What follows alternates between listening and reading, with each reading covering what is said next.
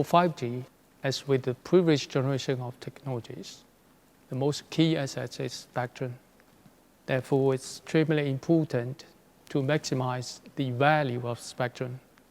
In the following time, we're going to address two aspects of doing it. First, we're going to look at why contiguous band is very, very helpful. And then we're going to address the spectrum sharing. First, remember when we addressed the 2.6 GHz, there are two modes of allocation. Compared to the allocation mode of FDD plus TDD combination, the mode with band 41 removes the need for guardband. Moreover, the contiguous band has two key advantages. One, it could reduce the number of required network modulars. Even though we do have available in the market a single modular with IBW as large as 400 MHz. Second, even if it's possible to cover two non-contiguous bands with one single modular using carrier aggregation, there's still associated overhead with the carrier aggregation that needs to be taken into account. In the transition to 5G, we probably can all agree that 5G and LTE are going to coexist for a long time.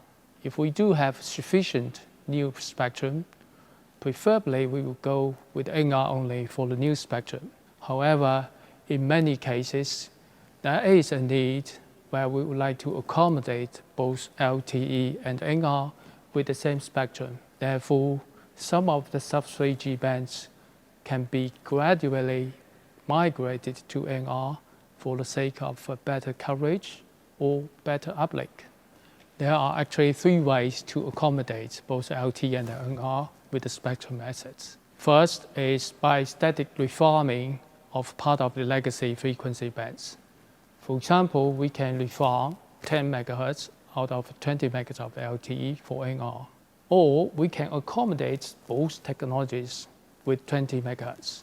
The key values of DSS lies its flexibility, i.e. on-demand spectrum allocation based on the traffic from one single technology. Compared to static refarming, DSS can possibly allocate more resources to one technology when there's more traffic from that side, thus improving the overall spectrum efficiency. The third and the ideal approach is to add FDD-NR onto a new spectrum, like 700 MHz in a few countries. For the scheduling the FDD-DSS in the frequency domain, the minimum scheduling granularity is RB, meaning that we can change the allocation to LT or NR from RB to RB. In the time domain, it can switch every millisecond. There's also possible to have different priority settings for the sharing, or we can prioritize LTE by giving a higher portion of traffic to LTE, or we can set up a fair sharing between LTE and NR. This can be extremely useful as the starting phase of 5G when we have low penetration of 5G devices and we would like to assign smaller portion of traffic to NR. But dynamic spectrum sharing is no free lunch. Since we are accommodating both LTE and NR with the same spectrum, the reference signals of LTE, such as CRS, are sent no matter what. Here comes the LTE CRS rate matching, which means the GNOB would have to punch out the resource elements corresponding to the LTE CRS and do not fill the data. The terminals need to punch out the CRS resource elements as well. In 3GPP specification, it is mandatory for the UEs to signal whether it supports DSS and in which band. In case of non-support of DSS of certain terminals, it can be refused to access the network.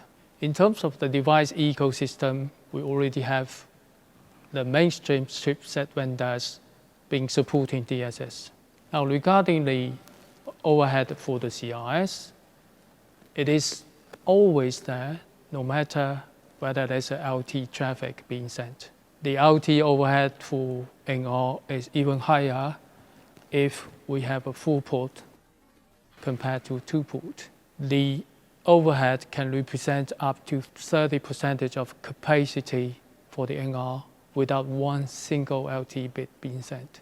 We do have some approaches to alleviate the problem, for example, by using MBSFN subframe. But it also comes at some sacrifice of the performance of LTE legacy terminals before TM9. For the next step, we are planning to continue to improve our DSS with the hybrid DSS. By hybrid DSS, we mean we can have a NR with larger bandwidth than LTE.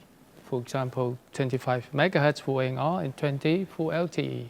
Thus, we can have a exclusive NR portion where we put in all the NR signaling to avoid the conflict with LTE signaling. Meanwhile, in a shared portion, since we don't have NR signaling, that gives higher capacity for the LTE. The value of hybrid DSS are multiple faceted. One, since NR signaling exists only in the NR exclusive portion of spectrum, there's no need for LTE MBSFN, thus no impact on the LTE experiences. Two, it is possible to have a larger NR bandwidth than 20 megahertz as of today. Three, better compatibility with 5G devices.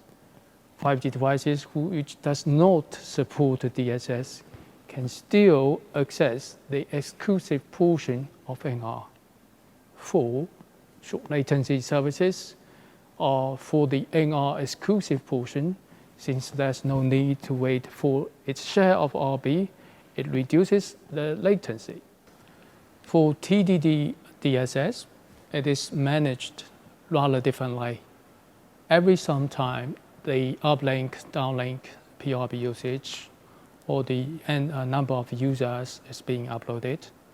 And every sub-minutes, that decision needs to be made whether to be switching between LTE and NR based on the load stats from different technologies and priority policy. One carrier can be used by only one technology at one point of time. Regarding how to switch one carrier between LTE and NR, LTE via the silent mode setting and NR via active BWP configuration. In summary, we have addressed two key subjects in maximizing the spectrum value. One is the importance of having contiguous and a large span of spectrum. It can help lower the cost, improve the capacity, and improve the efficiency. Second, we have addressed the true pros and cons of dynamic spectrum sharing. DSS brings great flexibility on the table. That's why it draws a lot of interest. But it's not silver bullet either.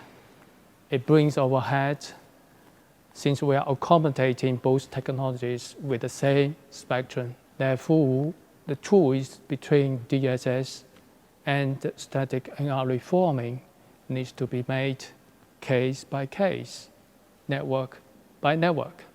This is all for this section on how to maximize spectrum value.